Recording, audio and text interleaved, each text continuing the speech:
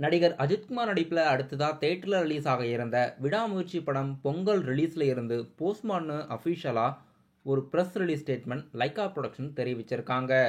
ரசிகர்களுக்கு இது மிகப்பெரிய ஏமாற்றத்தை கொடுத்துருக்கு. படம் பொங்கல் முன்னிட்டு இந்த 2025 ரிலீஸ் ஆகிறதா இருந்தது.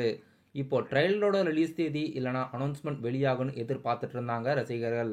இப்போ படம் அஃபிஷியலாக பொங்கல் ரிலீஸ்ல இருந்து போஸ்ட்மார்ட் பண்ணுறதா தெரிவிச்சிருக்காங்க.